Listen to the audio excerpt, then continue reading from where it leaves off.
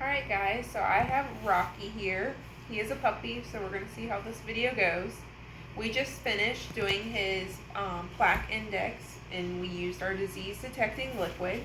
We found out that Rocky has a 55% plaque index, so that means more than half of his teeth are covered in biofilm. Alright Rocky, so do you know what biofilm is? No. Biofilm is a layer on your teeth and it's filled with bacteria all over your teeth, and it can be removed mechanically, so that means with brushing and flossing. Biofilm, if you eat a bunch of sugary foods or carbohydrates, that can be a cause of cavities, which are also called caries. So if not removed, the biofilm attaches to your tooth surface and it starts to suck out the minerals and demineralize the protective barrier on your teeth. And if it gets deep enough, it can penetrate the deep layers of your teeth and cause an abscess sometimes. And an abscess is an infection of the tooth. And if it gets too bad, it can get into your bloodstream, and that is called the oral systemic link. So that's why we need to take care of our teeth, or it can go to your bloodstream or throughout your body and affect your health. Also, biofilm can cause gingivitis, and that's what it looks like with you. You have inflamed gums, and in your interdental space, that's the space between your teeth and your gums, you need to have a knife edge, which is like a V. You have a blunted appearance to your gums, and also your gums are a little boggy feeling in appearance, and they need to have a stippled and nice pink appearance, and yours are red. I'll just let you chill out there and I'll explain more. Okay. Rocky, come here. Here. With gingivitis, it is reversible, so that means that it won't cause any further issues if you get control of your oral hygiene at home. But if you don't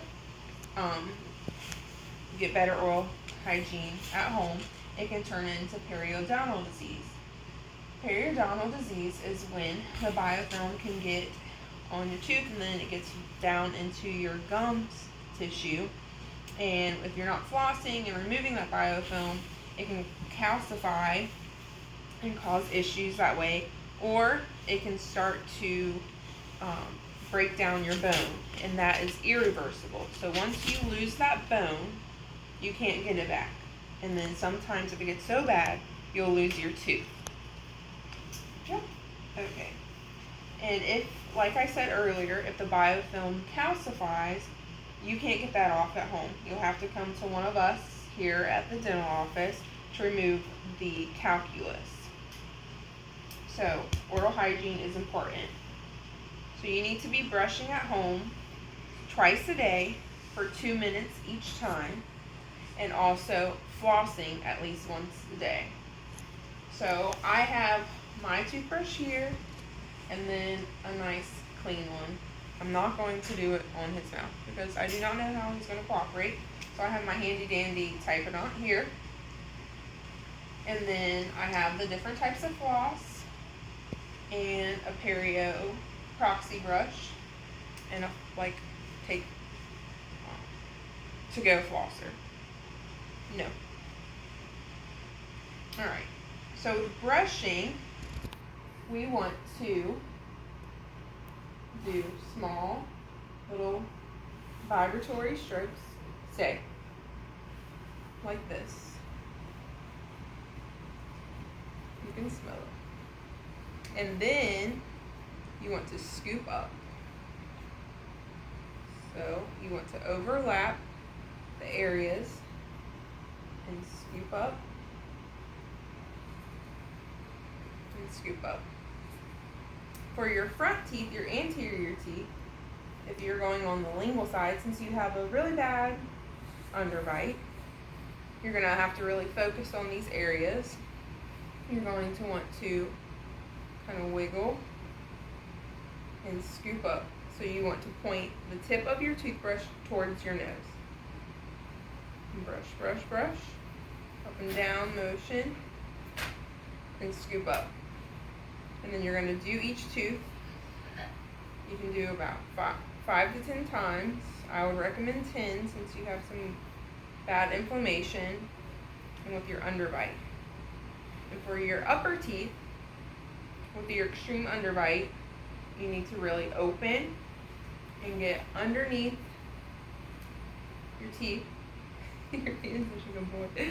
And then move back and forth just like the bottom, each tooth, and kind of overlap and just scoop up. Okay? And then again with the back, so you can see at this angle, and just vibrate and roll up. And so for your upper, instead of rolling up on this side, you're going to do little vibratory strokes and roll down. You see that? Roll down. Alright, good boy. Okie dokie. So that was with brushing. With flossing, I'm going to show you traditional floss at home. You're going to want to take a long strand, and then you're going to take your middle finger and you're going to wrap a little bit around one finger and then wrap the majority around the other. I'm going to wrap the majority around my right finger and a little bit on my left. So then you're going to want to do a nice C motion. Can you lay down so I can get the type of it? Lay down. Down. Boy. So then, with showing you on my Typodont, you're going to go in between each tooth and go down and create a nice C and scoop up. And then same. And scoop up. Rocky. Over here. Here. Sit. And then you're gonna, so I'm gonna roll it back since I had to give him a treat. And so this is your dirty side. And when you keep on going, you're gonna flip and get a new clean piece of floss, okay? So go to the next tooth, go down, do a nice C motion, scoop up. Down, nice C motion, and scoop up. So that is how you do regular floss. And then remember, put your dirty floss over here and keep clean. So that way you don't re-enter the bacteria down into your gums. This is a floss pick that you can take on the go anywhere. So that way you have no excuse to not floss. So with that, you're going to go down, just like with traditional floss, and do a nice C, come up, go down, and do a C and come up. With these, since they're a little bit harder and not as pliable as regular floss, you kind of have to be careful that you do not hurt your gum V. So you're going to be sensitive and kind of go down gently and do that C motion and scoop up. It also has a nice little pick on the end. So if you need to, you can go in your little interproximal space and pick and stimulate your gums that way. I also have a proxy brush here, little rubber proxy brush. It can work the same. It goes into your interdental space right here, and it can also stimulate your gums that way. And that's what we need with your, since you have slight gingivitis, about moderate gingivitis. So when you're doing this at home, you may notice that there's some bleeding that can occur.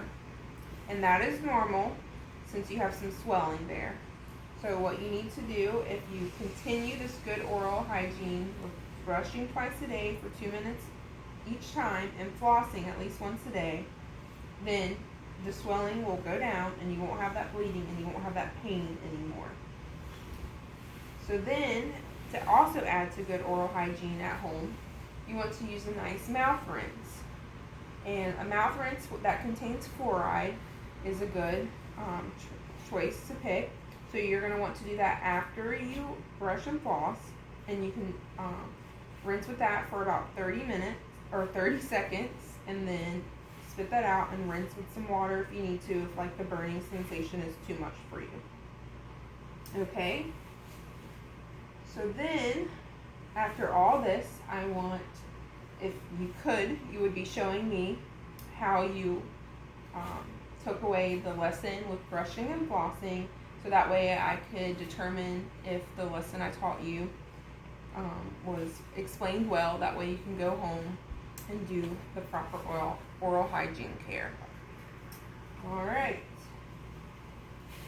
So then also you need to come back every 6 months so that we can check your progress and know that you're doing better at home.